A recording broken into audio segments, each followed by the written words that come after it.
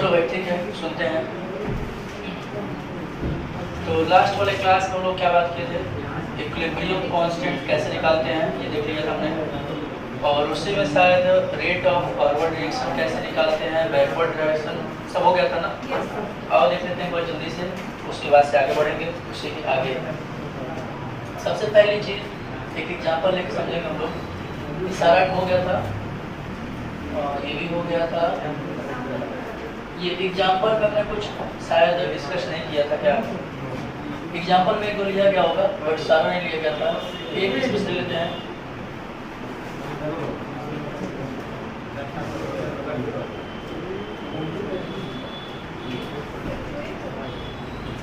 Question है हमारे पास, है KClO3 जो कि ब्रेक हो रहा है KCl एंड O2 में, ठीक है ना। तो यहाँ पे 2 मॉलिक्यूल ले लेंगे हम, तो यहाँ 2 KCl हो जाएगा और ये 3 ले लें, सब बैलेंस है, देखो तो ठीक ठाक है। ये हमारे पास एक रिएक्शन है और ये रिवर्सिबल रिएक्शन है। एक चीज़ और इसमें मेंशन करना पड़ेगा, ये रिवर्सिबल रिएक्शन है, मतलब कि ये इस तरह का है। कह रहा है इस रिवर्सिबल रिएक्शन के लिए क्या क्या लिखना है। सबसे पहले हमें लिखना है यहाँ पे रेट ऑफ जो फॉरवर्ड रिएक्शन है वो लिखना है, पहली चीज। रेट ऑफ बैकवर्ड रिएक्शन भी लिखो, rate constant for forward reaction, rate constant for backward reaction और इक्विलिब्रियम कांस्टेंट, 4 चीज लिखना है। तो इससे हम लोग पिछले क्लास में देख चुके हैं कैसे कैसे लिखते हैं। तो सबसे पहली चीज यहाँ पे फॉरवर्ड रिएक्शन कौन है, तो KClO3 ब्रेक हो रहा है KCl और O2 में, ये हमारा फॉरवर्ड रिएक्शन है। बैकवर्ड रिएक्शन की बात करें तो ये KCl और O2 आपस में मिलके बना रहा है KClO3, ये बैकवर्ड डायरेक्शन में है। तो अगर मैं यहाँ पूछूं कि बताइए रेट ऑफ रिएक्शन कैसे लिखेंगे फॉरवर्ड रिएक्शन के लिए, फॉरवर्ड के लिए कैसे लिखेंगे, तो हमने तुम्हें बताया होगा कि रेट ऑफ रिएक्शन, इसको हम रेट भी लिख सकते हैं डायरेक्ट। हम बोलते हैं रेट जो होता है डायरेक्टली प्रोपोर्शनल होता है रिएक्टेंट के कंसंट्रेशन के। तो रिएक्टेंट है हमारा यहाँ पे KClO3, तो इसके कंसंट्रेशन पर डिपेंड करेगा, चलेगा। अच्छा, ये जो बैलेंसिंग नंबर है इसको भी यूज करते हैं, ये पावर में चला जाएगा। इस तरह से हम रेट लिख सकते हैं। अच्छा, एक चीज और है, ये डायरेक्टली प्रोपोर्शनल साइन हटता है तो क्या आता है, कांस्टेंट। तो हम इसको बोलेंगे रेट इक्वल टू K और ये हो जाएगा KClO3 का, ठीक है। तो ये हमने जो रेट लिखा है ये किसके लिखा है, फॉरवर्ड रिएक्शन के लिए कि बैकवर्ड के लिए, फॉरवर्ड के लिए। क्योंकि अगर हम इधर जा रहे हैं तभी ये रिएक्टेंट का काम करेगा, तो फॉरवर्ड रिएक्शन के लिए, फॉरवर्ड रिएक्शन के लिए ये रिएक्टेंट का काम करा, ठीक है। तो यहाँ पे जो हमने रेट लिखा है ये किसके लिए है, फॉरवर्ड रिएक्शन के लिए। रेट किसके लिए लिखा है, फॉरवर्ड रिएक्शन के लिए। अच्छा, जो यहाँ पे K आएगा वो किसका होगा, ये भी फॉरवर्ड रिएक्शन का होगा, मतलब फॉरवर्ड रिएक्शन का रेट कांस्टेंट जिसको हम KF लिखेंगे, कोई दिक्कत, चलेगा। अब हम बैकवर्ड रिएक्शन लिखेंगे। बैकवर्ड रिएक्शन क्या होगा, इन दोनों का आपस में रिएक्शन करके इसको बनाना, उल्टा चलेगा ना, तो ये बैकवर्ड हो जाएगा। अच्छा, तो बैकवर्ड रिएक्शन हम इधर से इधर जाएंगे, तो बैकवर्ड रिएक्शन के लिए रिएक्टेंट कौन बनेगा, KCl और O2, क्योंकि ये दोनों रिएक्ट करेंगे तभी KCl को बनाएंगे। उल्टा चलने का मतलब एक बार ये दोनों आपस में मिलेंगे तो KClO3 को बनाएंगे, तो ये रिएक्टेंट का काम करेंगे। तो बैकवर्ड रिएक्शन के लिए मैं लिख रहा हूँ रेट, देखेंगे थोड़ा सा, यहाँ मैं लिखूंगा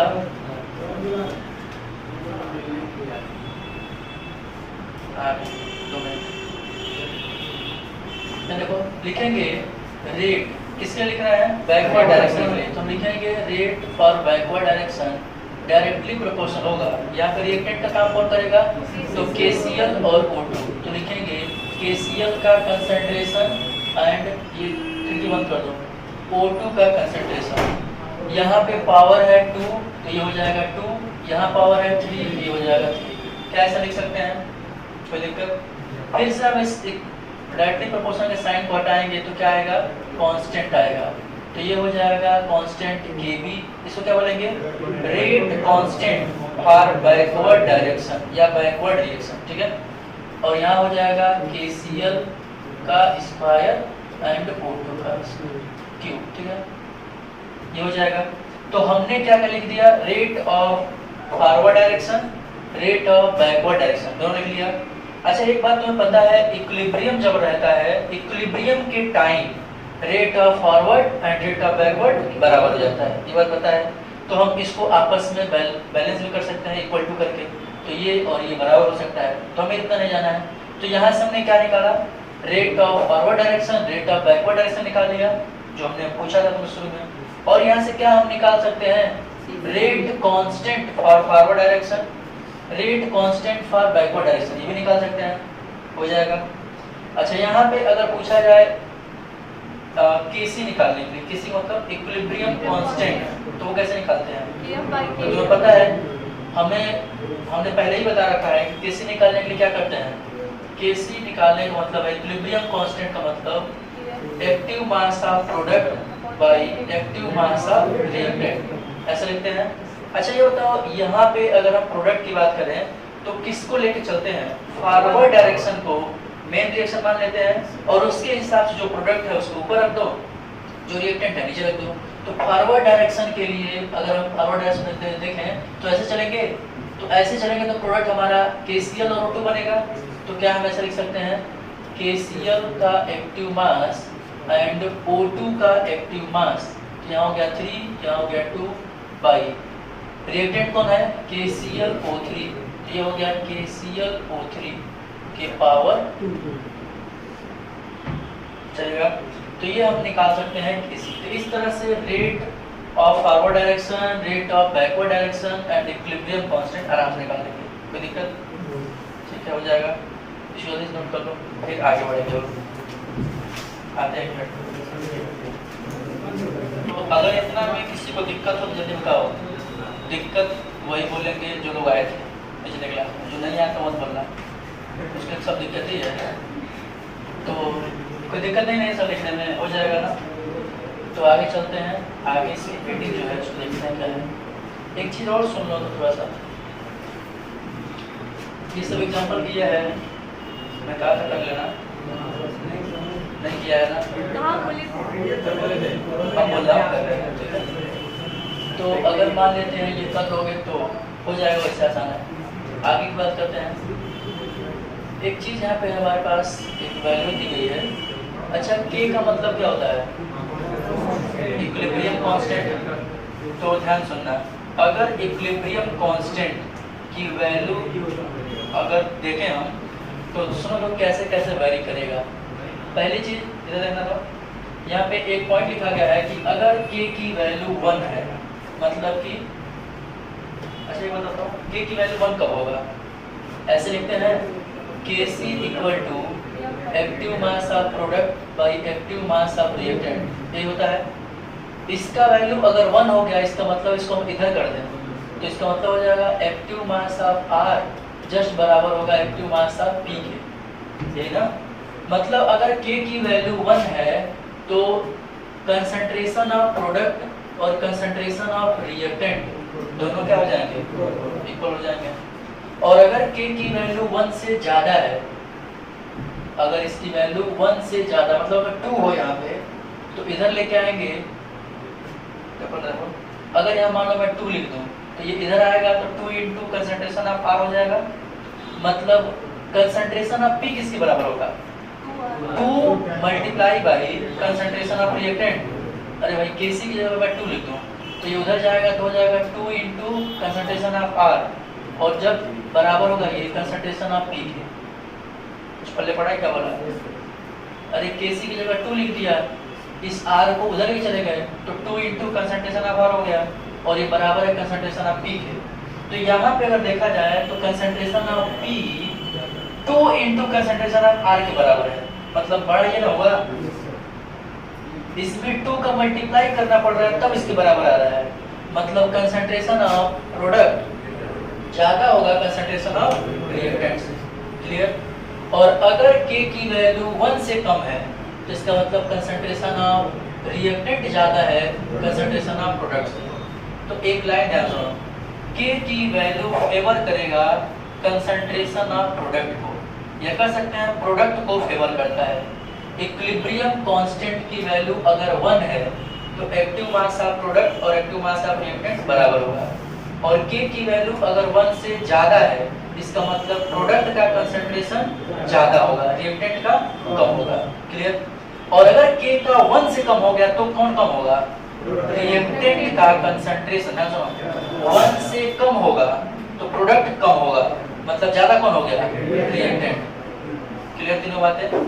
K की वैल्यू 1 होए तो दोनों बराबर हो गए, रिएक्टेंट प्रोडक्ट। 1 से ज्यादा है तो प्रोडक्ट ज्यादा होगा कंसंट्रेशन से, और अगर K की वैल्यू 1 से कम है तो प्रोडक्ट कम हो जाएगा रिएक्टेंट से। क्लियर? आगे जाओ। इसी के हिसाब से 2-3 चीजें और चेक की जाती है, बहुत इंपॉर्टेंट है, और ये क्वेश्चन तुमसे पूछा जा सकता है। अगर K की वैल्यू राइज करेगी, बढ़ेगी, तो स्टेबिलिटी ऑफ प्रोडक्ट भी बढ़ेगा। ये पहले बात कर ली अभी। अभी ने बोला कि K किसको फेवर करता है? प्रोडक्ट को। तो अगर K की वैल्यू ज्यादा है तो प्रोडक्ट की स्टेबिलिटी ज्यादा होगी। क्लियर? अगर स्टेबिलिटी ऑफ रिएक्टेंट की बात करें तो ये घटेगा। कौन बढ़ेगा? तो अगर K बढ़ेगा तो रिएक्टेंट का कंसंट्रेशन, रिएक्टेंट की स्टेबिलिटी घटेगी। आगे है टाइम टू अटेन इक्विलिब्रियम, ये डिक्रीज करेगा। क्या मतलब है? तीनों का सुनना। एक लाइन बोले तो अगर इक्विलिब्रियम कांस्टेंट बढ़ेगा तो स्टेबिलिटी ऑफ प्रोडक्ट बढ़ेगा, स्टेबिलिटी ऑफ रिएक्टेंट घटेगा, मतलब K और stability of reactant inversely proportional है, और K और stability of product directly proportional है। मतलब अगर K बढ़ेगा तो स्टेबिलिटी ऑफ प्रोडक्ट बढ़ेगा, डायरेक्टली हो गया।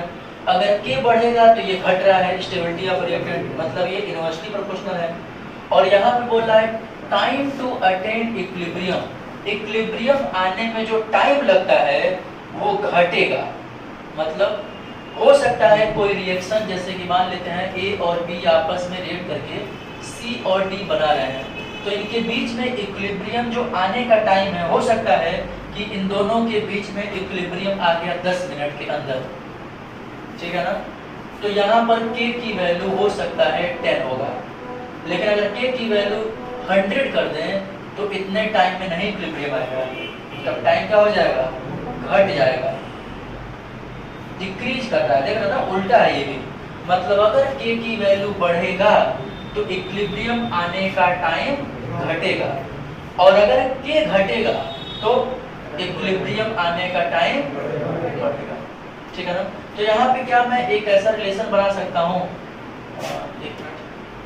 क्या ऐसा रिलेशन बनाया जा सकता है कि equilibrium constant K directly proportional है स्टेबिलिटी ऑफ प्रोडक्ट के? क्या ऐसा बोल सकते हैं? और ये इनवर्सली प्रोपोर्शनल होगा स्टेबिलिटी ऑफ रिएक्टेंट के,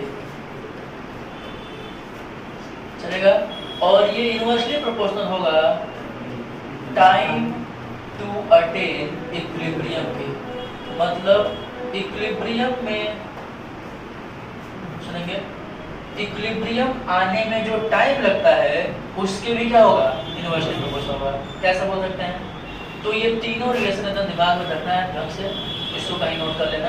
अभी नहीं समझो, आगे सुनो, अभी नोट कर लेना, मैं पूछ रहा हूँ।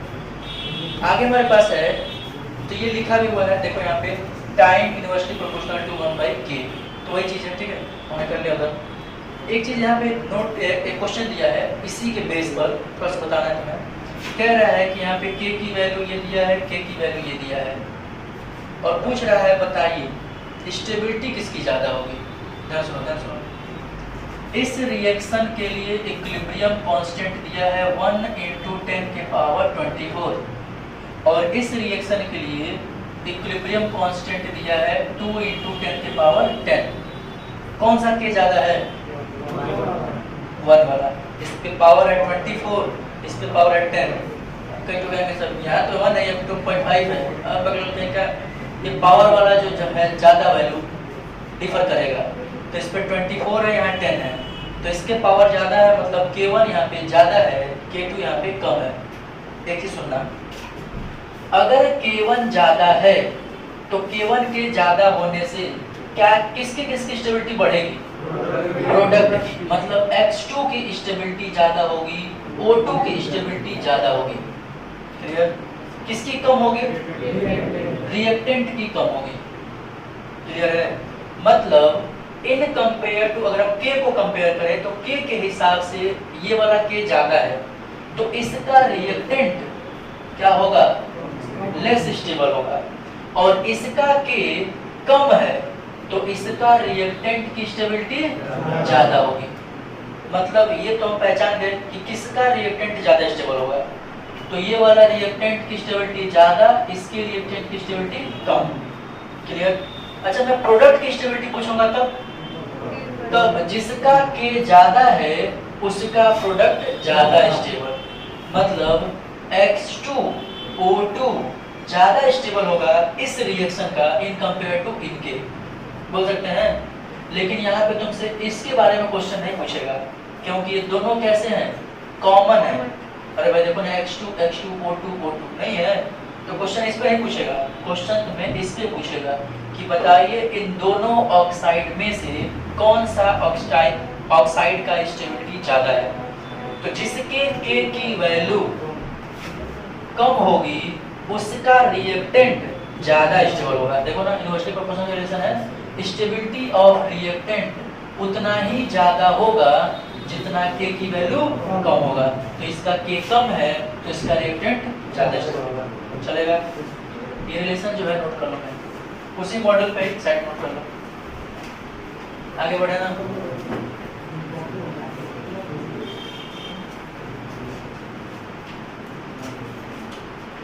हटा दें।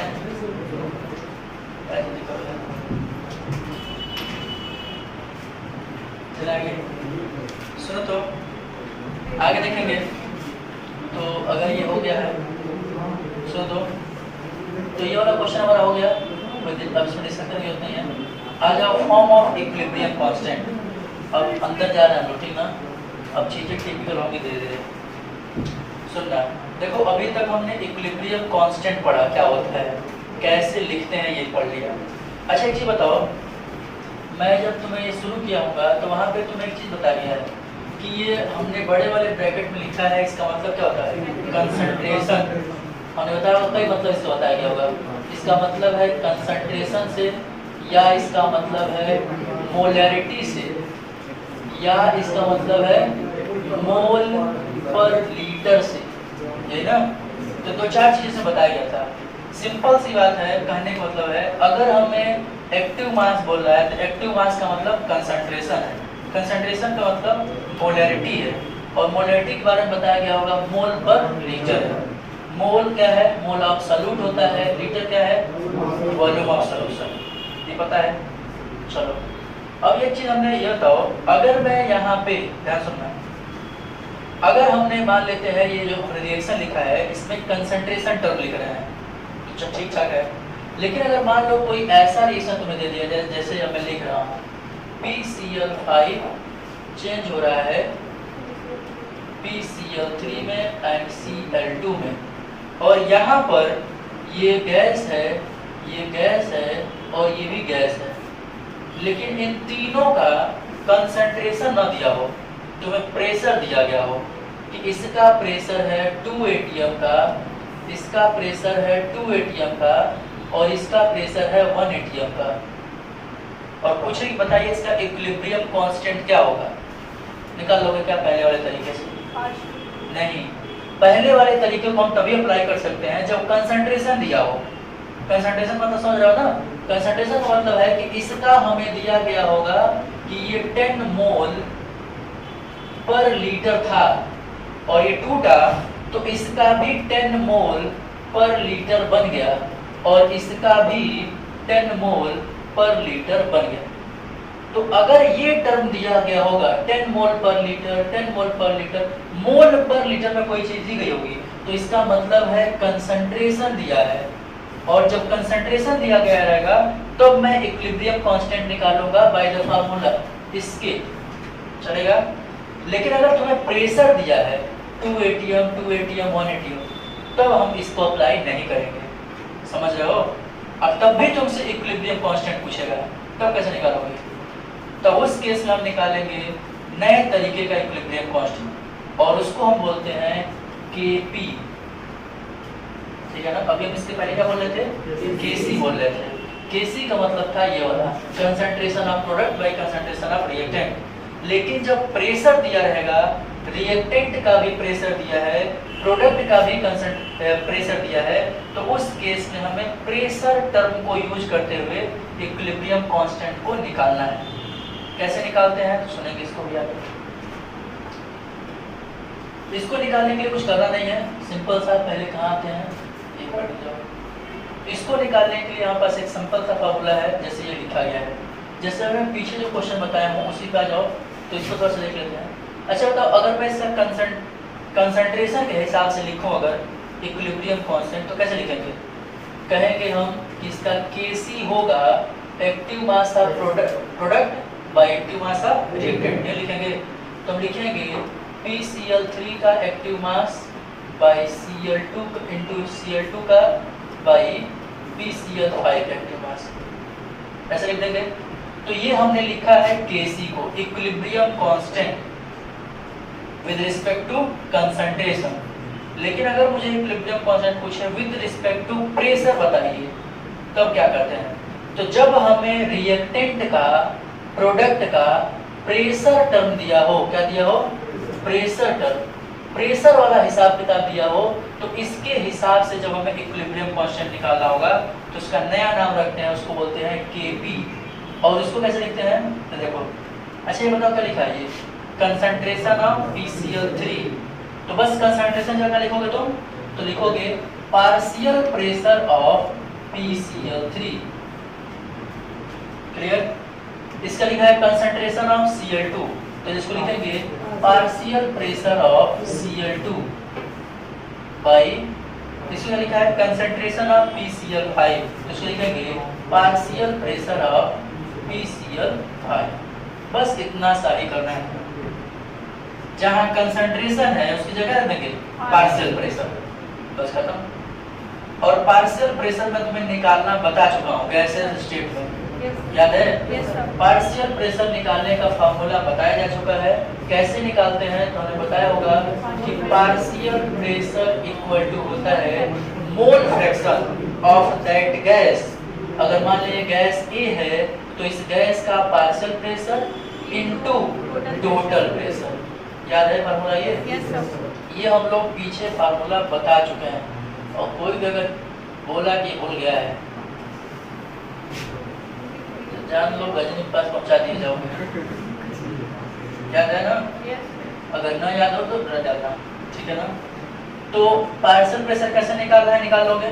अच्छा, मोल फ्रैक्शन क्या होता है ये भी पता होगा सबको, सबको पता होगा। मोल फ्रैक्शन का मतलब होता है मोल ऑफ दैट कंपोनेंट, जिस भी कंपोनेंट का मोल फ्रैक्शन तुमसे पूछा जाए उसका कंपोनेंट बाय टोटल मोल,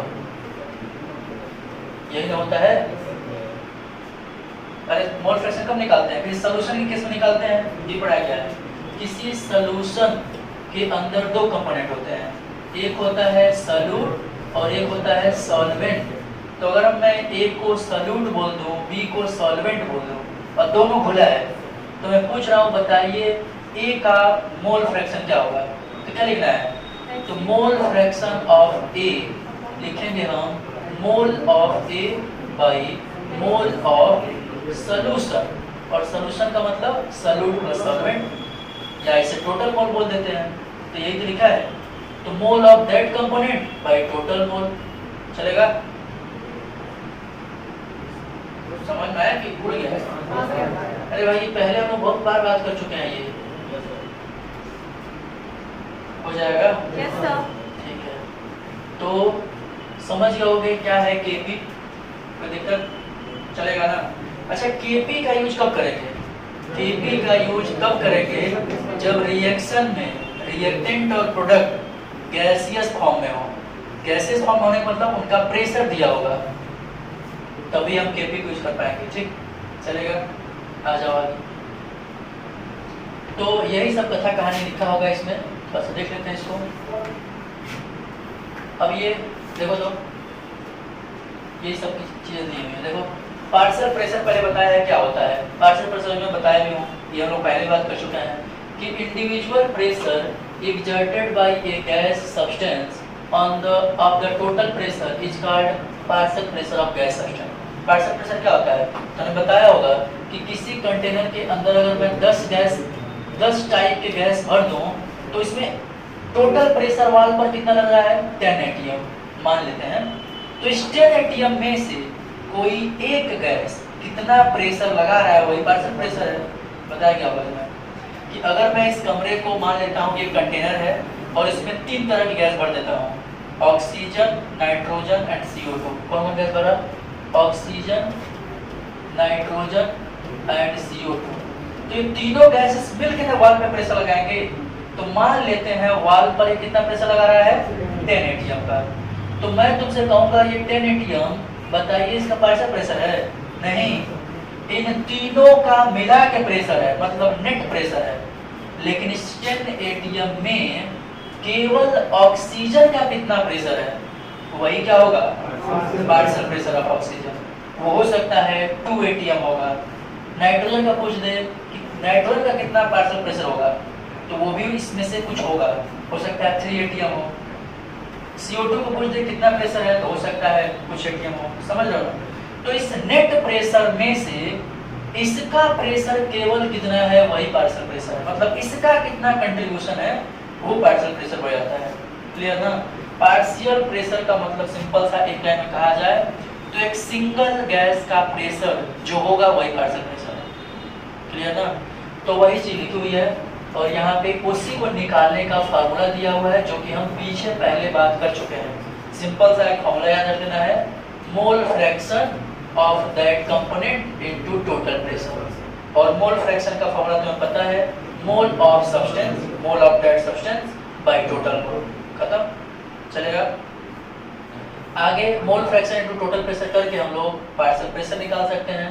और पार्शियल प्रेशर हम लोग निकाल लेंगे अगर, तो यहाँ पे PA या PB निकाल के दिखाया गया है और ये फॉर्मूले हम लास्ट में रख देंगे। हो जाएगा? निकाल लोगे? कोई दिक्कत हो जाएगा ना? चलो ठीक है। तो ये मॉड्यूल में पढ़ा है पूरा, कोई दिक्कत होना नहीं चाहिए। आते हैं आगे। अब ये जो हम KP निकाले हैं, वो जो फॉर्मूला बताया था देखो वही लिखा गया है। अगर मैं लिखना चाहूँ इसको देखो तो देखो एक रिएक्शन लिया हुआ है AB जो क्रिएट करके बना रहा है CD। तो यहाँ पे वही उसी तरह लिखो, partial pressure of C, partial pressure of C। और अच्छा बताओ वहाँ भी बैलेंसिंग नंबर कहाँ आता था? पावर में। तो यहाँ भी बैलेंसिंग नंबर कहाँ जाएगा? पावर में। N1 कहाँ चला गया? पावर में। फिर से पार्शियल प्रेशर ऑफ D लिखा है PD और इसका बैलेंसिंग नंबर कहाँ चला गया? पावर में। फिर से नीचे क्या लिखते थे? Partial pressure of A, balancing number ऊपर, partial pressure of B, balancing number ऊपर। वैसे तो है जहाँ कंसंट्रेशन का क्या लिख देना है, बस पार्शियल प्रेशर। खत्म कहानी। चलेगा? ठीक है, कोई दिक्कत नहीं होगा? ठीक है, चलो आते हैं आगे। 2-3 क्वेश्चन दे रहा हूँ, लिख के दिखाना तुम लोग। उसके बाद से बात करेंगे relation between KP and KC। तो क्वेश्चन लिखो।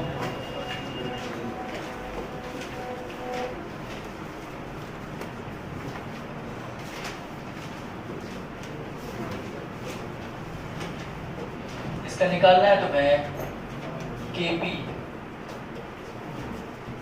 अगर इसका प्रेशर दिया है 2 ATM, इसका दिया है 6 ATM और इसका दिया है, तो यहाँ पर एक फॉरवर्ड और बैकवर्ड रिएक्शन का रेशियो KP में आएगा, जैसे वहाँ पे KC आ रहा है। हाँ वैसे ही सब कुछ वैसे रहेगा। यहाँ पे मैं लेता हूँ, ठीक है, इसका लिख लो तुम 3 ATM। निकालो तो इसका निकालना है इस रिएक्शन के लिए तुम्हें KP निकल जाएगा। फटाफट निकालो। 2HI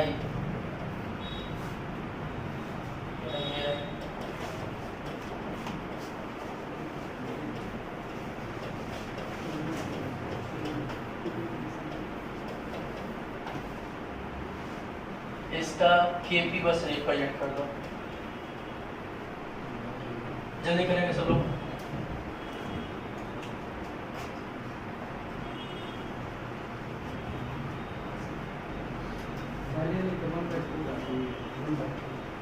पहले वाले 1/4 आ रहा है, ठीक है,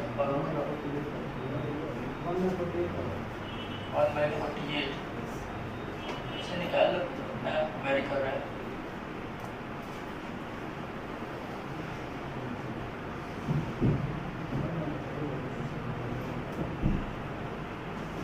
बताएं उसकी जो आगे बैलेंसिंग के लिए तो उसका पावर जैसे केसी लिखते थे वैसे ही केपी भी लिखना है, बस प्रेशर आ जाएगा बीच में। देखो इधर सब ध्यान दो, पहले इसका केसी कैसे लिखोगे पहले बताओ।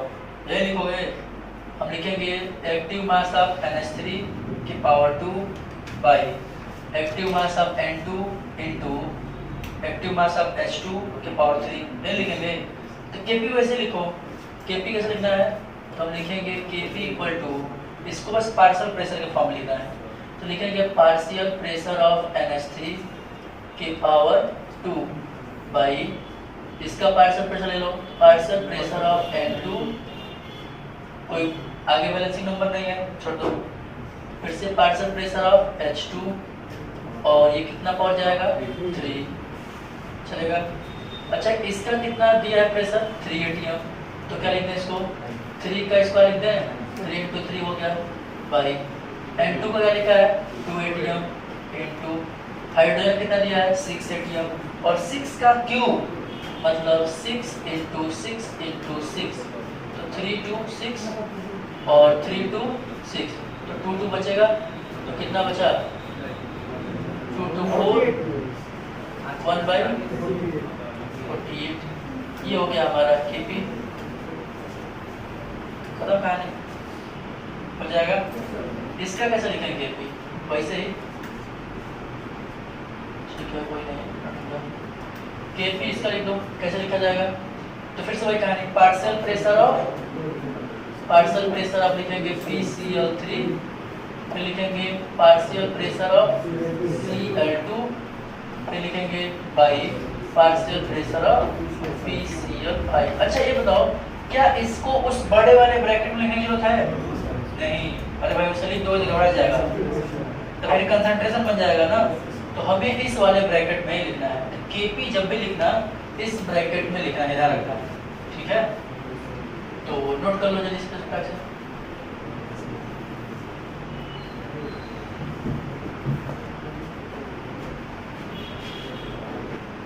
तो बता दो, तो इक्विलिब्रियम लिख लिया ना,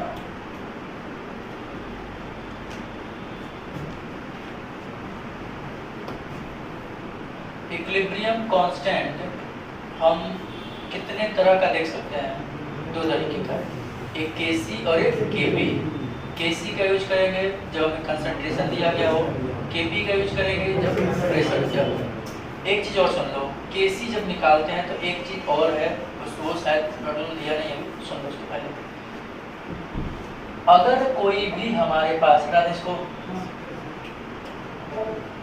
पता नहीं आगे दिया है कि नहीं, देखते हैं, अगर ना दिया हो तो उसको बता देते हैं।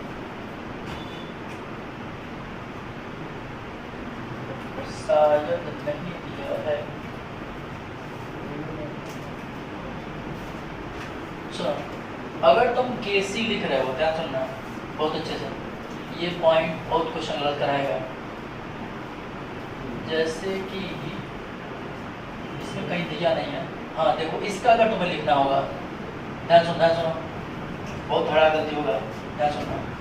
अगर मैं CaCO3 को, अगर मैं इसका पूछूं बताइए इसका Kc क्या होगा, इक्विलिब्रियम कांस्टेंट क्या होगा, तो तुम क्या लिखोगे, सिंपल सा लिखोगे Kc equal to active mass of product CaO into active mass of CO2 by active mass of reactant, तो कहोगे CaCO3, ये लिखोगे। आगे अब क्या करते हैं, आगे ध्यान सुनो, जो भी कोई सॉलिड होगा, क्या मैं बोल रहा हूँ, अगर कहीं पर सॉलिड है, अगर कहीं पे तुम्हें सॉलिड दिख जाए या तुम्हें कहीं प्योर लिक्विड दिख जाए, तो इन दोनों का जो कंसंट्रेशन होता है वो 1 के बराबर माना जाता है। क्या बोला?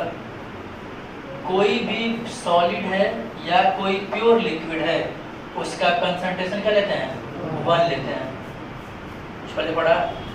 मतलब अगर इस रिएक्शन में तुम्हें कुछ भी दिया गया होगा तो इसका कंसंट्रेशन, ये सॉलिड देखो ब्रैकेट में H लिखा है सॉलिड है, इसका भी ब्रैकेट में लिखा है H तो सॉलिड है, तो इसका कंसंट्रेशन और इसका कंसंट्रेशन क्या हो जाएगा?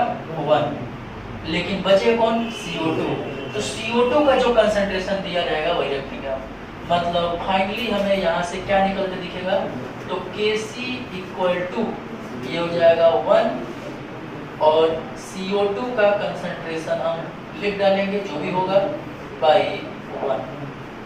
ये कहीं साइड में लिख लो और उसे हाईलाइट कर देना भयानक नोट में, काफी इंपॉर्टेंट है ये। ठीक है, तो किसका कंसंट्रेशन 1 लेना है? जो प्योर सॉलिड होगा और लिक्विड होगा। क्या मिल गया क्या? नहीं सर, ऐसे बोल रहे हो कि नहीं? अभी भी डिस्टर्ब है कंपोजिशन या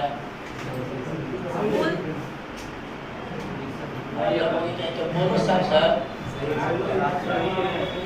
हाँ लिखो, ठीक है।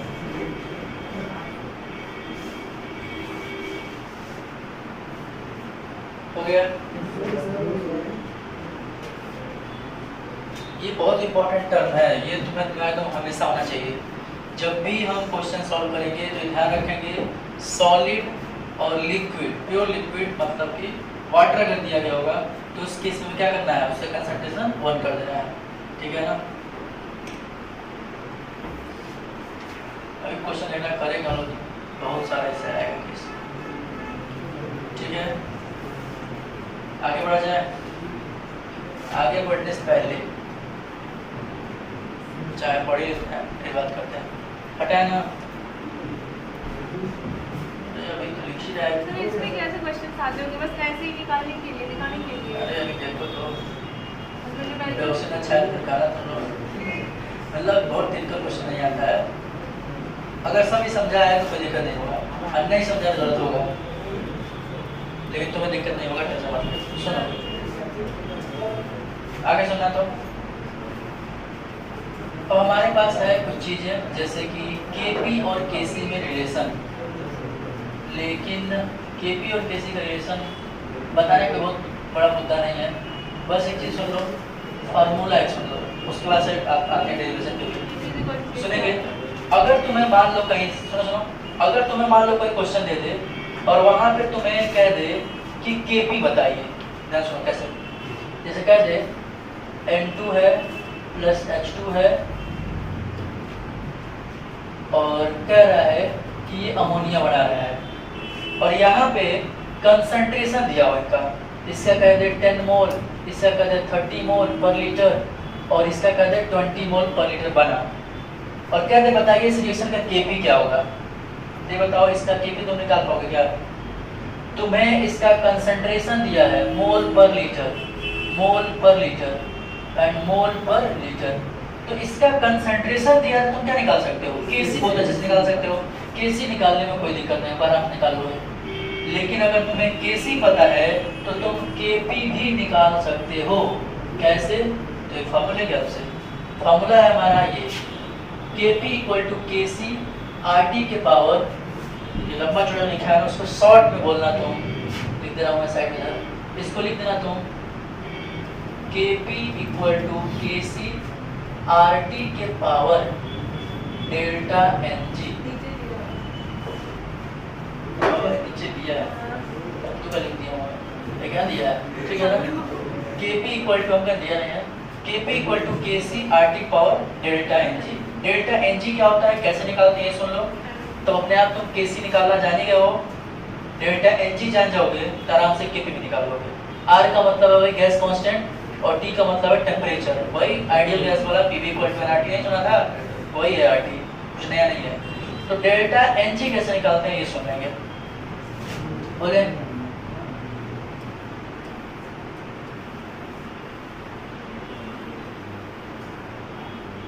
Delta N G. सुनो तो देखो, डेल्टा एन जी का मतलब होता है ना गैसियस मोल्स को आपस में सब्सट्रैक्ट करना होता है। अच्छा बताओ यहाँ प्रोडक्ट कौन है? NH3। अच्छा ये भी गैस है, ये भी गैस है, ये भी गैस है। यहाँ पे जो मैं डेल्टा एन जी निकालते हैं, डेल्टा एन जी सिर्फ और सिर्फ गैस के लिए निकालते हैं। किसके लिए? गैस के लिए, ओनली फॉर गैस। और कुछ तुमने निकाला तो गड़बड़ा जाएगा, केवल ये गैस में निकालेंगे। और कैसे निकालते हैं? अरे भाई डेल्टा एन का मतलब होता है ना नंबर ऑफ मोल्स की changing of moles, delta N का मतलब। और जी जो लिखा है वो है गैस, मतलब टोटल गैस के मोल के बीच में क्या चेंजिंग हो रही है उसी को निकालना है। तो यहाँ पहले ये बताओ प्रोडक्ट कौन है? NH3। और NH3 के कितने मोल हमने लिया है? तो मोल इसके आगे जो नंबर लिखा है यही बताएगा, 2 मोल। तो हमारा हो गया फाइनल मोल हो गया 2 माइनस शुरू का कितना मोल लिया है? तो ये नाइट्रोजन कितने मोल है? कुछ नहीं दिया है तो 1, इसका क्या है 3, तो टोटल मोल कितने हो गए 4। तो 2 माइनस 4 कर देना -2, मतलब नंबर ऑफ मोल्स में जो चेंजिंग है वो कितना आएगा -2। क्लियर? इसी तरह से हम और भी क्वेश्चन के लिए निकाल सकते हैं। जैसे अभी मान लो इस क्वेश्चन के लिए निकालना हो NOCl लिखा है, लिख रहा है। इसके लिए अगर हमें मान लो डेल्टा Ng निकालना, कैसे निकालेंगे? वही कहानी, प्रोडक्ट कौन है? ये दोनों। रिएक्टेंट कौन है? NOCl। तो अगर मैं निकालना चाह रहा हूँ डेल्टा Ng, सुनो कितने मोल प्रोडक्ट का हमने यूज किया? 2 मोल यहाँ, या कुछ नहीं तो 1। और दोनों ये देखो, ध्यान सुनो, ये जरूर चेक कर लेना क्या ये गैस है। गैस होगा तभी लेना, गैस नहीं होगा, सॉलिड होगा, लिक्विड होगा तो उसका मत लेना। ठीक है? तो यहाँ देखो गैस है, ये भी गैस है, ये भी 2 मोल और 3 मोल। 3 मोल हो गया प्रोडक्ट का, माइनस रिएक्टेंट का कितना मोल है? 2 मोल। तो डेल्टा Ng की वैल्यू क्या आ गया? 1। समझ लोगे? मतलब डेल्टा Ng का मतलब क्या है? Total moles of product minus total moles of reactant. मतलब इसको ऐसे कर सकते हो, total number of gaseous molecule of product minus total number of gaseous molecule of reactant. Solid और लिक्विड का मोल नहीं लेंगे, ये ध्यान रखो। ठीक है? तो लिखा था ये सब, बस मॉड्यूल में क्या कर दो, अटैक कर लो क्या मतलब है इसका। इसमें लिखे आ जाओ दूसरे वाले रिएक्शन के लिए। दूसरा वाला रिएक्शन के लिए डेल्टा Ng निकालो। देखो डेल्टा Ng बताओ कितने मोल प्रोडक्ट का है? तो प्रोडक्ट है CaO और CO2, लेकिन इसमें CaO है सॉलिड, तो इसको नहीं लेना है। क्लियर? बचा क्या? गैस वाला। तो गैस वाले ले लो, कितना मोल है? 1 मोल। तो प्रोडक्ट के साइड टोटल मोल है 1 माइनस रिएक्टेंट साइड कितना मोल है? CaCO3 गैस फॉर्म में है, तो ये क्या ले लिया 1। अगर वाला ये सॉलिड फॉर्म में होता तब 0 कर देते, तब डेल्टा Ng की वैल्यू क्या आया था? 1 आया था। लेकिन उधर गैस फॉर्म में बोला है, मतलब 1 माइनस 1 क्या हो गया? अभी बताएंगे ये क्यों निकलवा रहा हूँ, इसका मतलब निकलेगा, टेंशन मत लो। डेल्टा Ng की वैल्यू पे डिपेंड करता है Kp और Kc की वैल्यू। अभी वो आएगा, बस सुनते रहो। इसका निकाले, ये तो निकाल ही लिया है। ठीक है, हो जाएगा ना? समझ गए हो गया? ये दोनों इसी तरह से साइड में लिख लो, डेल्टा Ng लिख लो। और ये वाला जो एग्जांपल लिया है ये भी लिख लो, फटाफट लिख लो।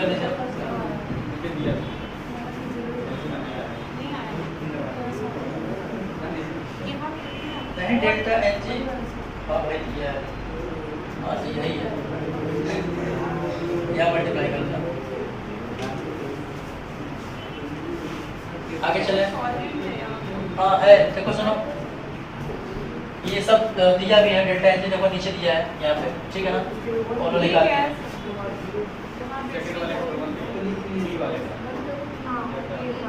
यहाँ सॉलिड दिया है क्या है?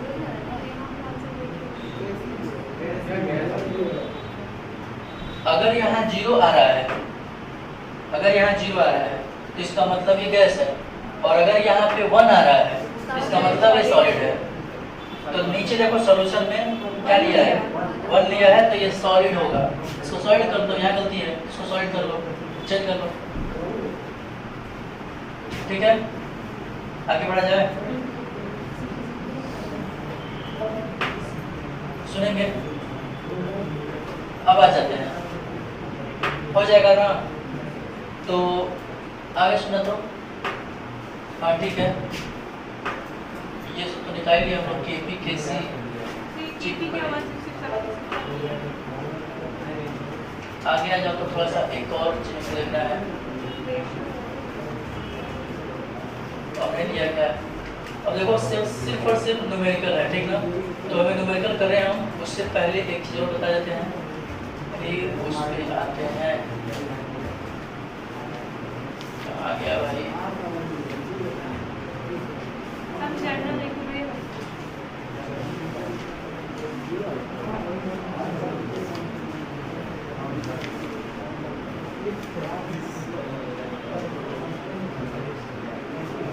सुनो, पता है कहाँ है, एक लाइन, 3-4 लाइनें हैं, नोट कर लो, बता देते हैं क्या है।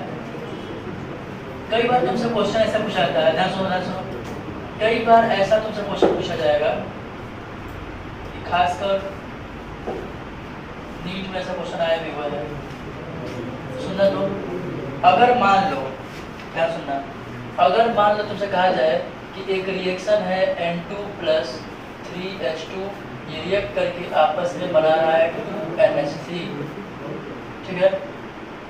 कह दे बताइए यहाँ पर कौन सा ऑप्शन सही है, और ऑप्शन तुम्हें दे दे Kp = Kc, Kp > Kc, या दे दे Kc क्या लिखते हैं, इसको उल्टा कर देते हैं, Kc से ज़्यादा है Kp या नन ऑफ दीज। कैसे करेंगे, देखो अंदाजा लगा दिया, इसको निकालेंगे हम डेल्टा Ng के हेल्प से। ध्यान सुनना, अगर मैं इस क्वेश्चन को सॉल्व करूं तो तुम्हें पता है कि इसको अगर कंसंट्रेशन इसका दिया है तो हम Kc ही निकाल पाएंगे, और कंसंट्रेशन भले दिया हो लेकिन डेल्टा Ng अगर हम पता कर लेंगे तो Kp भी निकाल लेंगे, क्योंकि फार्मूला हमने क्या डाला है, Kp = Kc RT के पावर डेल्टा Ng। क्या ये बात पता है? तो अगर तुम्हें ये निकाल लिया, ये कहाँ से आ जाएगा, इनके कंसंट्रेशन से। ये दिया होगा, हो सकता है 10 मोल पर लीटर, 30 मोल पर लीटर, 20 मोल पर लीटर, तो यहाँ से हम Kc निकाल लेंगे, और जब Kc निकाल लेंगे तो डेल्टा Ng क्या हम इसको देखने निकाल लेंगे, यहाँ क्वेश्चन में दिया रहेगा कि ये गैस है, ये गैस है, ये गैस है, तो क्या हम डेल्टा Ng निकाल लेंगे, और डेल्टा Ng निकाल लेंगे तो Kp निकल ही जाएगा। अब आगे सुनो, यहाँ पे क्या करेंगे, ध्यान सुनो, ये बताओ डेल्टा Ng की वैल्यू अगर मैं 0 कर दूं तो क्या होगा, तो देखो अगर मैं RT की बात को ध्यान सुनना, Kp = Kc RT के पावर 0 हो जाएगा, और किसी भी चीज के पावर 0 होना मतलब क्या, 1, मतलब ये हो जाएगा 1। तो क्या हम ऐसा लिख सकते हैं, Kp = Kc, ये रिलेशन आ जाएगा। आगे सुनते हैं, अगर डेल्टा Ng की वैल्यू मान ले पॉजिटिव में आ गया, 1 आ गया, 2 आ गया, 3 आ गया, 4 आ गया, कुछ भी पॉजिटिव में आ गया, तो क्या होगा, तो हम ऐसा लिखेंगे Kp = Kc RT के पावर, क्या लिखेंगे, 2 लिखेंगे, 3 लिखेंगे, 4 लिखेंगे, कुछ भी लिखेंगे, तो यहाँ पर RT का मल्टीप्लाई होगा। इसका मतलब क्या हुआ, ध्यान सुनना, कि इस RT का Kc में मल्टीप्लाई हो रहा है, तब कहीं जाके Kp के बराबर हो रहा है। इसका मतलब ज्यादा कौन हुआ, Kp या Kc, Kp, कुछ पहले पढ़ा, मतलब अगर ध्यान सुनो, अगर RT के ऊपर कुछ भी होगा वैल्यू, 2 हो, 3 हो, कुछ भी हो, अगर यहाँ पॉजिटिव में वैल्यू होगा तो इसका मतलब RT एग्जिस्ट करेगा, और इस RT का मैं मल्टीप्लाई करूंगा इसमें, तब जाकर किसके बराबर हो रहा है। इसका मतलब यहाँ पर Kp ज्यादा होगा Kc से, क्लियर है। तो अगर डेल्टा Ng की वैल्यू पॉजिटिव आया तो कौन ज्यादा होगा, Kp। तो इसका उल्टा कर दो भाई, कि अगर डेल्टा Ng की वैल्यू निगेटिव हो गया तब कौन ज्यादा हो जाएगा, Kc ज्यादा हो जाएगा Kp से। समझाने की जरूरत पड़ेगी, ये नोट कर लेंगे। Kp से ज़्यादा हो जाएगा Kc, इसको भी नोट डालेंगे क्योंकि यहाँ से भी क्वेश्चन पूछा गया है। बस यहीं से, ठीक ना।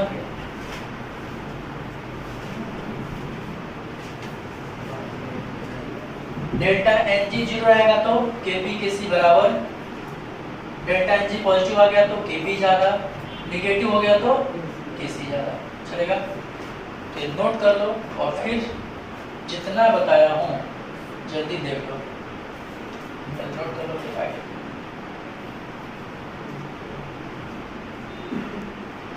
ये चैप्टर का 80% खत्म हो गया। हाँ, अब बस एक रूल है, ली चैटेलियर का प्रिंसिपल है, आ गया नाम ही अजीब सा, क्या करोगे। और केवल न्यूमेरिकल है, देखो पेज पढ़ते जाओ, 5-6 पन्ने केवल न्यूमेरिकल ही होगा, फिर लास्ट में न्यूमेरिकल होगा, 2-3 पेज बचा है बस। मतलब हमारा केमिकल इक्विलिब्रियम खत्म हो गया लगभग, मतलब सुन के अच्छा लगा। अब केवल न्यूमेरिकल करना है, अब तुम्हारा ही काम है, घर पे जाके टनाटन लग जाओ।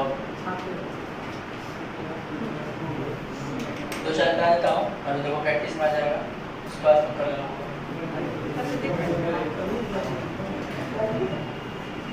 तो एक बार रिपीट कर लो पूरी बात, कहाँ से शुरू किया गया है।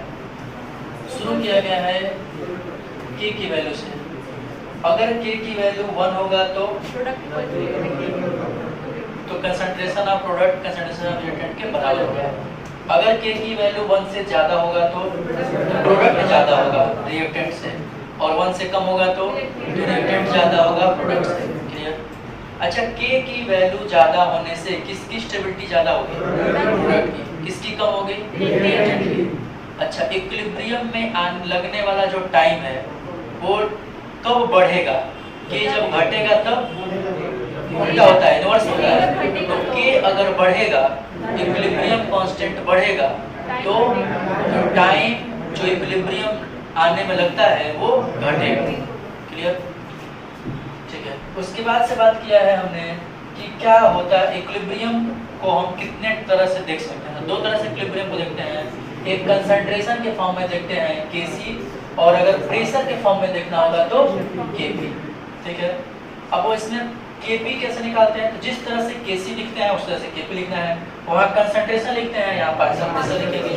पार्शियल प्रेशर क्या होता है, तो किसी सिंगल गैस का जो प्रेशर होगा उसी को पार्शियल प्रेशर बोलते हैं। अब सिंगल गैस का प्रेशर या पार्शियल प्रेशर कैसे निकालते हैं, तो mole fraction of that gas into total pressure. Mole fraction क्या होता है, तो उस गैस का मोल बाय टोटल मोल, बस। उसके बाद से कैसे Pb और Kp और Kc में क्या रिलेशन होता है, तो एक डेरिवेशन है, मैं कराया नहीं हूँ, डायरेक्ट फार्मूला बता दिया हूँ।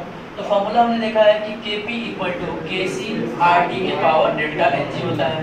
डेल्टा Ng का मतलब क्या होता है, तो total gaseous mole of product minus total gaseous mole of reactant का जो डिफरेंस होता है उसे क्या बोलते हैं, डेल्टा Ng। डेल्टा Ng अगर 0 है तो Kp और Kc बराबर होगा। डेल्टा Ng अगर 1 से ज़्यादा है, पॉजिटिव में है, तो Kp ज़्यादा होगा, और अगर माइनस में है तो Kc ज़्यादा होगा। ठीक है ना। तो जितना अभी तक बताया हूँ पूरा ऊपर से तक मॉड्यूल में पढ़ डालो। तो चलो देखो, तो न्यूमेरिकल देखते हैं थोड़ा सा। पहला वाला न्यूमेरिकल देखो तो क्या कह रहा है। पहला वाला न्यूमेरिकल कह रहा है, ये देखेंगे सब लोग, कह रहा है eight 540 Kelvin 0.10 mole of PCl5 are heated in 8 liter flask. The pressure of the equilibrium mixture is found to be 1 atm. Calculate the Kp and Kc for the reaction. हो जाएगा। देखो इसमें क्या क्या दिया है, पहले चीज टेम्परेचर दे रखा है जो कि दिया है 540 केल्विन। यहाँ पे नंबर ऑफ मोल्स दिया है 0.1 मोल। किसका दिया है, ये PCl5 का। ठीक है।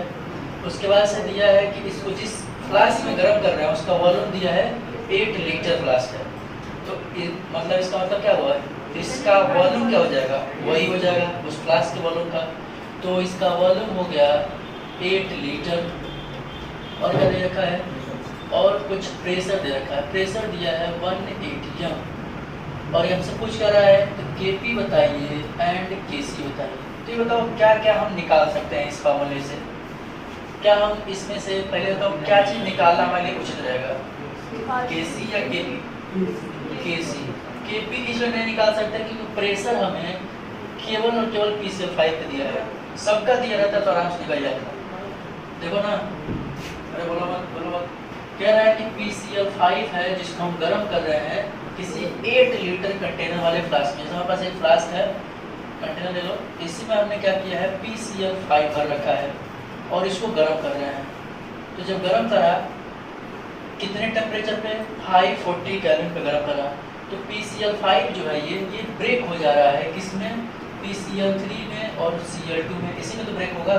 तो कह रहा है कि बताइए इक्विलिब्रियम जब आ रहा है, इक्विलिब्रियम जो मिक्सर होगा वो पाया जा रहा है 1 atm पे, मतलब ये टूटा होगा PCl3 में Cl2 में, इनमें आपस में रिएक्शन हुआ होगा, इक्विलिब्रियम आया होगा। ठीक है ना, ध्यान सुनो, तो मुझे बोलना अभी पूछूंगा नहीं बताए अपसेट कर दूंगा दिमाग। ठीक है ना, PCl5 को अगर हम ब्रेक करें, गर्म करेंगे तो ब्रेक होगा PCl3 Cl2 में। अगर इस तरह से ब्रेक हो गया तो इसमें आपस में कहीं ना इक्विलिब्रियम भी आएगा। तो कह रहा है ये इक्विलिब्रियम आ रहा है, इसके पास इक्विलिब्रियम आ रहा है 1 atm पर, 1 atm पे आ गया, 1 atm पे इक्विलिब्रियम आ रहा है। तो बोल रहा है कि इस रिएक्शन के लिए केपी और केसी बताइए। तो पहले ही बताओ, अगर मैं केपी निकालना चाहता हूँ तो मुझे इसका प्रेशर, इसका प्रेशर, इसका प्रेशर तीनों चाहिए, तीनों दिया नहीं है। केसी निकालने के लिए क्या चाहिए, कंसंट्रेशन तीनों का चाहिए। क्या हम तीनों का कंसंट्रेशन निकाल सकते हैं, तीनों का कंसंट्रेशन भी दे नहीं रखा है, केवल हमें बोल रहा है कि PCl5.1 मोल लिया है, लेकिन हम निकाल सकते हैं। अभी कैसे निकालते हैं अब यही सीखना है, गड़बड़ाएगा अभी, क्योंकि अभी तक ये चीज़ हम सीखे नहीं थे। आओ देखते हैं कैसे करते हैं। देखो कहीं भी किसी रिएक्शन में सिंपल सा पहले मैं क्लिक समझाऊंगा, फिर उसके बाद से तुम आइडिया लगाओगे।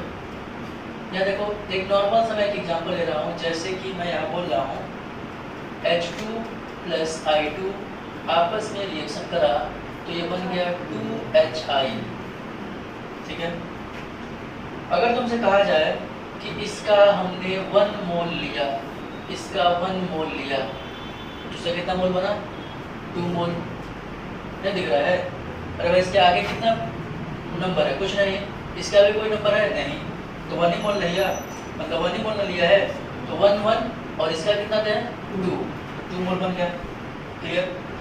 अब इसी तरह से मान लो मैं ऐसे कर रहा हूँ, थोड़ा सुनना, उल्टा कर दूँ मैं, HI ले लूँ मैं 2 मोल, जो कि ब्रेक हो रहा है H2 में और I2 में।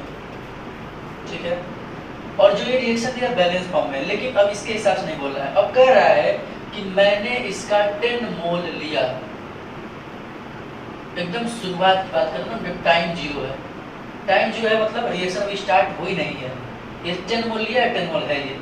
जब रिएक्शन स्टार्ट होगा तो क्या होगा, ये टूटेगा और H2 और I2 बनाएगा, ये होगा। तो शुरू में ये 10 मोल था, लेकिन टाइम के हिसाब से क्या होगा, घटेगा, और ये टाइम के हिसाब से अच्छा शुरू में क्या हो गई, 0 हो गया ना। केवल हमने जिस कंटेनर में लिया है केवल HI है, इसका मतलब क्या होगा, ये दोनों नहीं होगा वहाँ पे। लेकिन जब रिएक्शन स्टार्ट होगा तो H2 बनेगा, I2 बनेगा।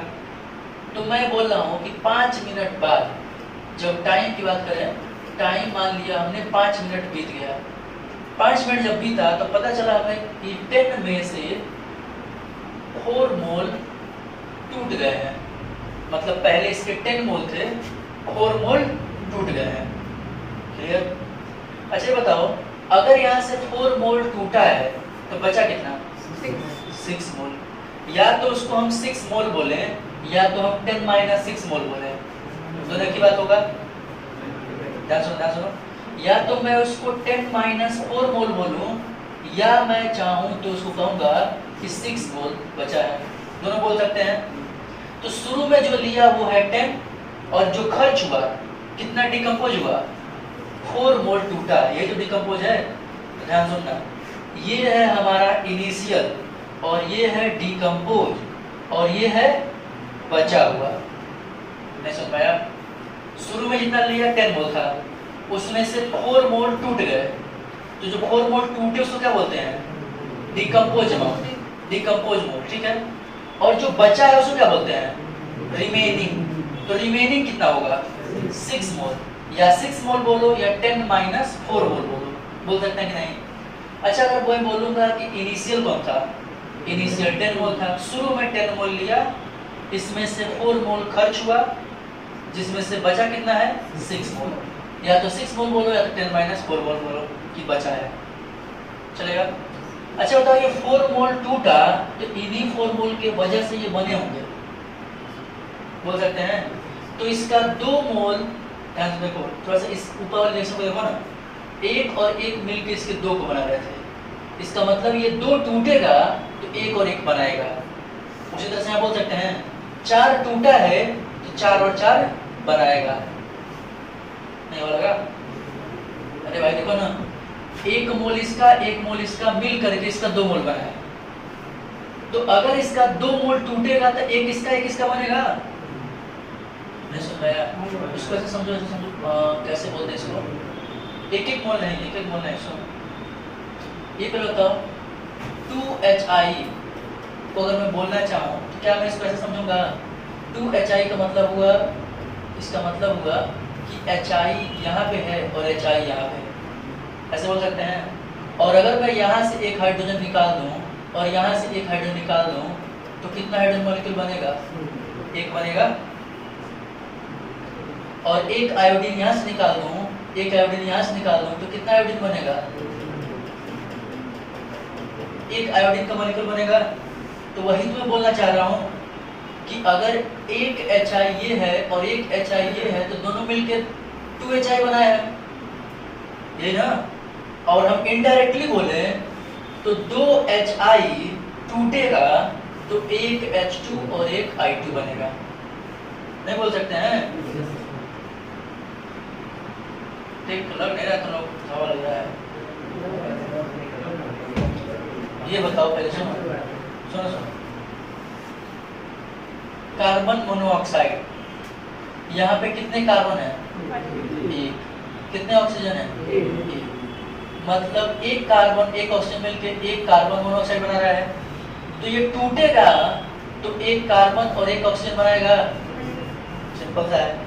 यहाँ पे भी इसी तरह से है, अगर HI टूटेगा तो 1 हाइड्रोजन और 1 आयोडीन बनाएगा, और एक और HI टूटेगा तो हाइड्रोजन और आयोडीन बनाएगा।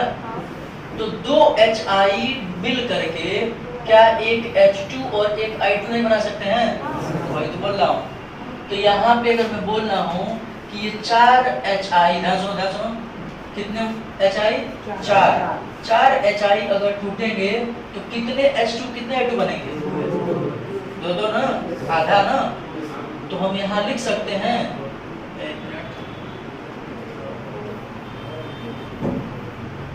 तो क्या मैं यहाँ पे लिख सकता हूँ कि 2 मोल इसके बन गए, 2 मोल इसके बन गए, लिखा जा सकता है। अब देखो, यही चीज सबसे इंपॉर्टेंट चीज है जो मोस्ट आप लोगों से गलती करेगा। यहाँ मैं बोला हूँ कि इसका 4 मोल टूटा, इसका 2, इसका 2 बना। क्लियर? कोई दिक्कत? अच्छा ये बताता हूँ, अब फिर मैं बोलूँ कि 10 मिनट बाद जब हमने देखा तो 10 मिनट बाद पता चल रहा है कि इसमें इसके पास पहले 6 मोल बचा था, अब इसके पास बच रहा है कि 6 में से भी 3 खर्च हो गए, तो बचेंगे कितने? 3। मतलब ये जो 3 खर्च हुए हैं वो फिर किसको बनाएंगे? इसको और इसको, मतलब 1.5 मोल और 1.5 मोल और बन जाएगा। मतलब एक चीज ध्यान समझ में आ गई होगी कि किसी भी रिएक्टेंट का बनना, किसी भी प्रोडक्ट का बनना रिएक्टेंट पे डिपेंड करेगा। अब थोड़ा सा मैं इसको रिप्रेजेंटेशन में दिखा रहा हूँ। रिप्रेजेंटेशन समझ मतलब सिंबल के फॉर्म में, नंबर नहीं लूंगा अब मैं सिंबल ले रहा हूँ। जैसे देखो, जैसे मैं कोई सिंबल ले रहा हूँ, जैसे देखो तो अगर मैं क्या कर रहा हूँ, PCl5 फॉर एग्जांपल था ना, PCl5 टूट रहा था, ठीक है, उसी को ले लेते हैं। PCl5 टूट रहा है तो बन रहा है PCl3 एंड Cl2। ठीक है, आगे सुनना। मान लेते हैं इसका शुरुआत का इसका मोल है A मोल। कितना मोल? A मोल। अच्छा, शुरुआत में क्या यूज होंगे? 0 हो गए। ठीक, और मान लेते हैं इस A मोल में से 5 मिनट बाद, कितने देर बाद? 5 मिनट बाद, कुछ देर बाद की बात कर रहे हैं, इसमें से कुछ खर्च हुआ होगा, तो जो खर्च हुआ अमाउंट है उसको मैं बोल रहा हूँ कि ये x है। तो x खर्च हो गया, तो बचेगा कितना? a माइनस एक्स बचेगा। इसको समझो वैसे जो पुराना एग्जांपल लिया हूं मैं। शुरुआत में मैंने लिया 10 मोल, ऐसा मान लो, पर लीटर, ऐसा मान लेते हैं, और मैं कहूँ इस 10 में से खर्च हो गया 4 मोल, तो 10 माइनस 4 ही तो करेंगे। 10 में से 4 मोल खर्च हुआ तो बचेगा कितना? 10 माइनस 4 या 6 बोल दो, तो वही तो मैं लिखा हूँ, या तो 10 माइनस 4 बोलो, या इसको 6 बोलो, या a माइनस एक्स बोलो, चलेगा? ये बताओ खर्च कितना हुआ? x मोल। x मोल टूटा, तो इसी x मोल के वजह से ये दोनों बनेंगे। समझ आया? ऊपर में क्या बताया हूँ, इन 4 मोल की वजह से ये दोनों बने थे, उसी तरह से इस x की वजह से बनेगा। तो पहले पढ़ रहा है, ध्यान सुनो, ध्यान सुनो। मैंने क्या करा, मैंने क्या किया, ध्यान सुना।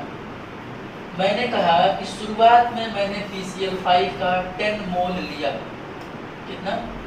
10 मोल लिया, या A मोल लिया, और कुछ देर बाद 5 मिनट बाद इसमें से 4 मोल खर्च हो गए, तो बचे कितने?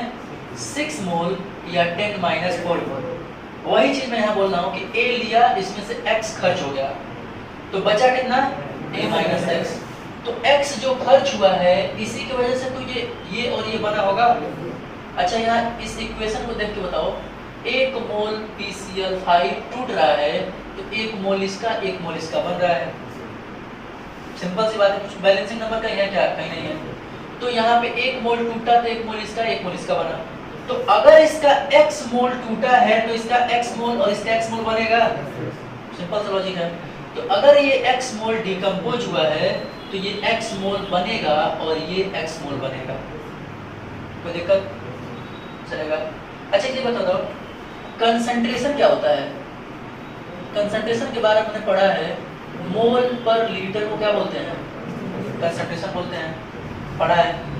अच्छा, ये बताओ, अभी मैंने ये एग्जांपल जो लिया है यहाँ बताया गया है कि जो कंटेनर हमने लिया है उसमें हमने भरा था PCl5 और ये कंटेनर का वॉल्यूम था 8 लीटर। तो ये बताओ इस PCl5 को वॉल्यूम कितना होगा? 8 लीटर होगा। अच्छा, जब ये टूटेगा किसमें? PCl3 में और Cl2 में, तो इसका वॉल्यूम क्या होगा?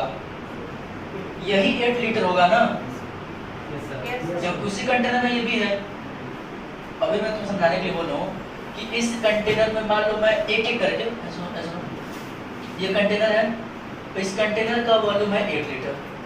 मैंने इसमें भर दिया PCl5, तो मैं तुमसे पूछूंगा कितना वॉल्यूम होगा PCl5 का? 8 लीटर। मैं कह दूं इसमें भर दिया हूँ PCl3 का वॉल्यूम कितना होगा? 8 लीटर। अगर मैं इसमें भर दिया हूँ Cl2 तो कितना वॉल्यूम होगा? 8 लीटर। तो वही तो ऊपर भी हो रहा है, पहले PCl5 था से वो अलग बात है, लेकिन जब हमने गर्म किया तो ये टूट गया PCl3 और Cl2 में, तो कुछ मॉलिक्यूल PCl5 के बचे होंगे जो कि 8 लीटर कवर कर रहे होंगे। जो नया बना हुआ PCl3 है वो भी 8 लीटर कवर कर रहा होगा, और जो Cl2 बना है वो भी 8 लीटर कवर कर रहा होगा। मतलब तीनों का वॉल्यूम क्या होगा? 8 लीटर। समझ रहे हो ना? और तुम्हें मैं अभी बता दिया हूँ कि कंसंट्रेशन का मतलब होता है मोल पर लीटर। तो क्या यहाँ से कंसंट्रेशन नहीं निकाल लेंगे? हमें ये पता है कि PCl5 का रिमेनिंग कंसंट्रेशन कितना है?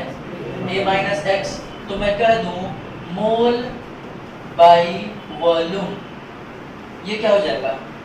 Concentration of PCl5। PCl3 का कंसंट्रेशन कैसे लिखेंगे? मोल बाई वॉल्यूम। क्या ये PCl3 का कंसंट्रेशन हो गया? बोलेंगे x मोल बाई वॉल्यूम। क्या ये क्लोरीन का हो गया कंसंट्रेशन? चलेगा। और तुम्हें ये बता रखा है शुरू में ही कि शुरुआत में PCl5 कितना लिया गया है, कितना लिया है? क्वेश्चन देखो, शुरू में ही कह रहा है कि हमने 0.1 मोल PCl5 लिया है, तो हमें करना क्या होगा? देखो देखो, A की जगह क्या रख देना है? 0.1 मोल रख देना है। X को वैसे छोड़ दो। अच्छा, वॉल्यूम कितना है? 8 लीटर। तो क्या हम रख दें? देखो देखो, तो क्या मैं यहाँ कर दूँ 0.1 माइनस x बाई 8, यहाँ क्या हो जाएगा? x बाई 8, यहाँ क्या हो जाएगा? x by 8। क्या सबका कंसंट्रेशन निकाल लिया?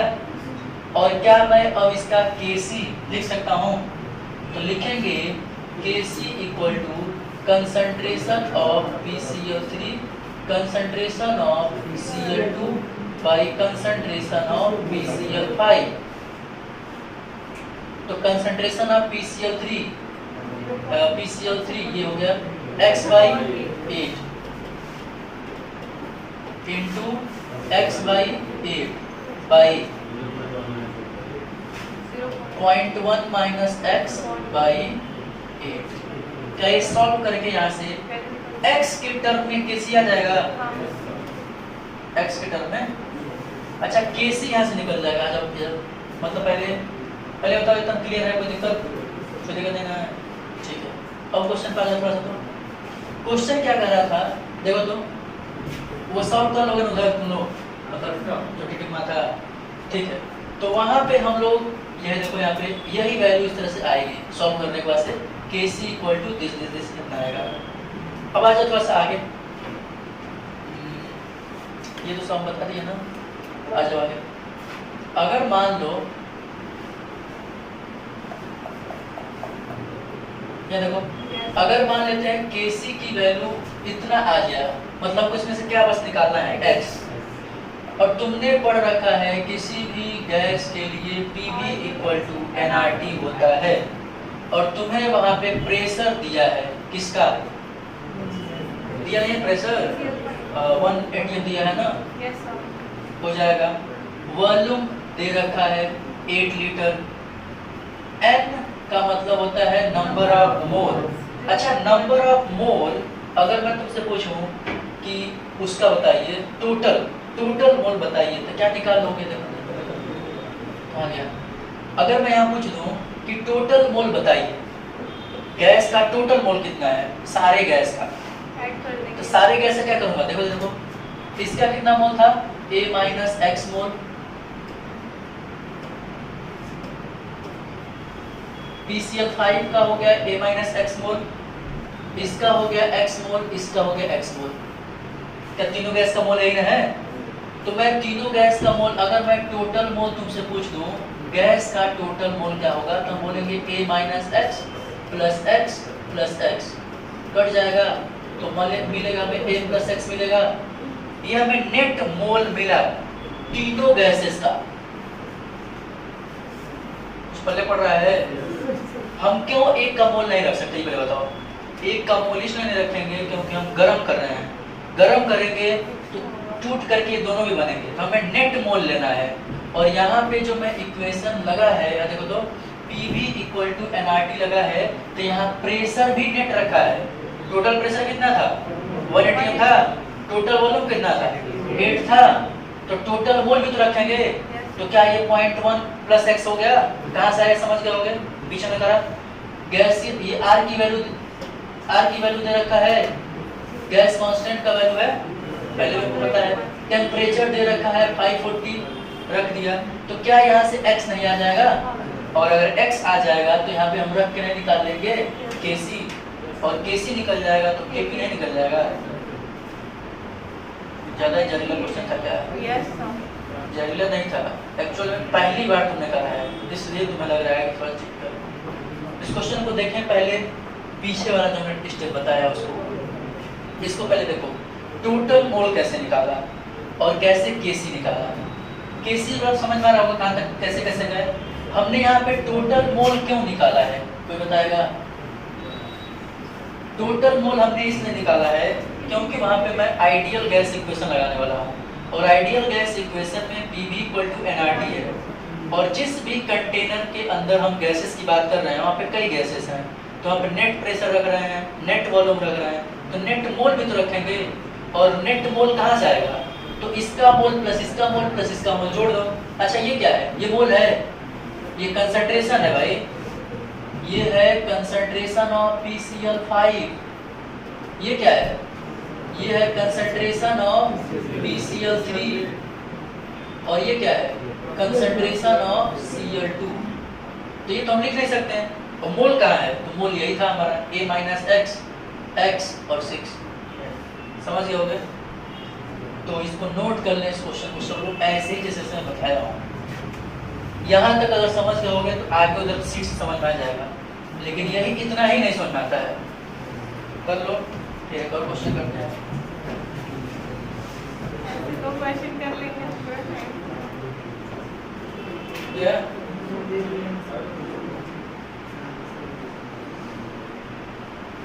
अरे भाई जल्दी करो, अरे कि क्वेश्चन में टाइम लगा तो हटाओ।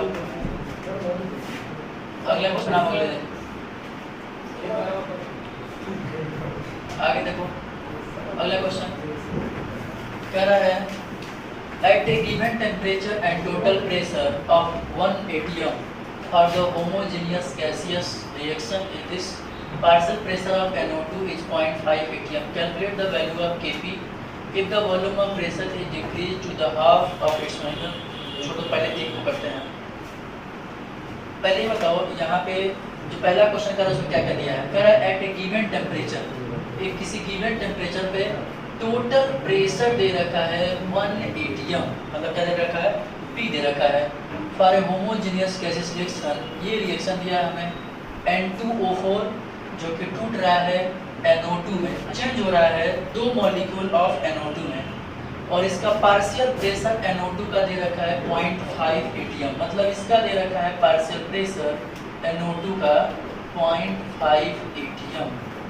ठीक है, और क्या रखा है? टोटल प्रेशर दे रखा है, देखो इसका पार्शियल प्रेशर दे रखा है 0.5 और टोटल प्रेशर कितना दे रखा है?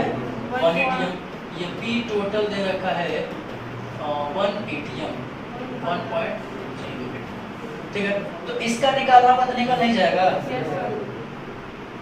अब इस पे आते हैं थोड़ा सा, तो ये हमने ये भी हो गया, ये भी हो गया। अब इसका हमको पूछ रहा है Kp, तो Kp निकालने के लिए क्या करते हैं पहले बताओ? Kp इक्वल टू करते हैं पार्शियल प्रेशर ऑफ NO2 का whole square by partial pressure of N2O4। तो ये बताओ NO2 का पार्शियल प्रेशर दे रखा है, तो दिक्कत नहीं है। हमें पार्शियल प्रेशर क्या N2O4 का दिया है, इसी का नहीं दिया है। ये डाटा हमको नहीं पता है, ये निकालना है। कैसे निकालेंगे? यहाँ तक कोई दिक्कत नहीं है। ये हमें दे रखा है, इसको बस निकालना है। तो क्या मैं इसको कैसे निकाल सकता हूँ? देखो तो P टोटल इक्वल टू, क्या हम ऐसा लिख सकते हैं? टोटल जो प्रेशर होगा, यहाँ पे देखो टोटल प्रेशर जो है N2O4 और NO2 के प्रेशर के मिलाने में तो बन रहा है 1 atm। तो अगर टोटल प्रेशर 1 atm है, इसका दिया है तुम्हें 0.5 atm, तो यहाँ रख दो 0.5 atm। इसको इधर ले जाओगे तो माइनस करोगे तो कितना आ जाएगा? 0.5 atm, वो भी आ जाएगा। तो वो भी आ गया, ये दिया ही है, रख कर निकल जाएगा। तरीके को अप्लाई करते हैं। ठीक है, तो सीधा सीधा क्वेश्चन, आसान क्वेश्चन था। दूसरा और देखो तो दूसरा क्या पूछ रहा है? If the volume of vessel is decreased to half of its original volume, मतलब जितना वॉल्यूम है इसका, उसका कितना कर दें? आधा कर दें। तो क्या होगा? At constant temperature what are the partial pressure of the component of the equilibrium mixture. क्या मतलब है इसका? कह रहा है कि कांस्टेंट टेम्परेचर पर जो ओरिजिनल वॉल्यूम है उसका हम आधा कर दें, वॉल्यूम ऑफ वेसल जो है, तो क्या होगा? What is the partial pressure of components of the equilibrium mixer. मतलब यहाँ पे पार्शियल प्रेशर पूछ रहा है, अगर हम वॉल्यूम घटा दें तो, आधा कर दें तो सिंपल सा ये भी है, ज़्यादा दिमाग लगाने की जरूरत नहीं है। ये पहले बताओ हो जाएगा, हटा दें इसको, ये हटा देते हैं। ये वाला देखना तुम है सिंपल, लेकिन देता है थोड़ा सा मेथड लंबा है और कुछ नहीं। इसको हम लोग पेंडिंग में रखते हैं। जब ये हेडिंग हम कर लेंगे तब इसको हम बात करेंगे। पहला वाला ऑप्शन हो जाएगा ना, ठीक है। आ जाओ तो आगे का अगला क्वेश्चन है एनजी पे। डेल्टा एनजी की वैल्यू जब पॉजिटिव होता है तब केपी ज़्यादा होता है, केसी कम होता है।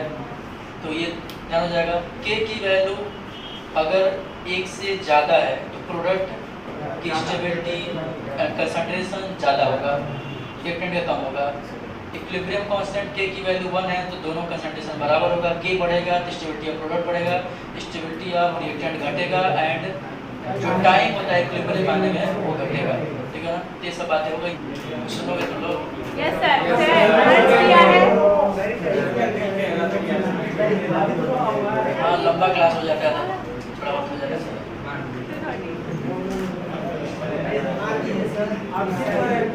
सर नया वीडियो बनाइए।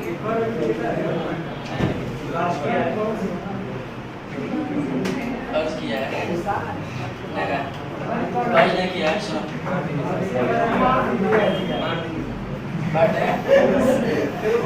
बाटा तो गया था। बोलो सुनना, ये तुम्हें लोगों का है।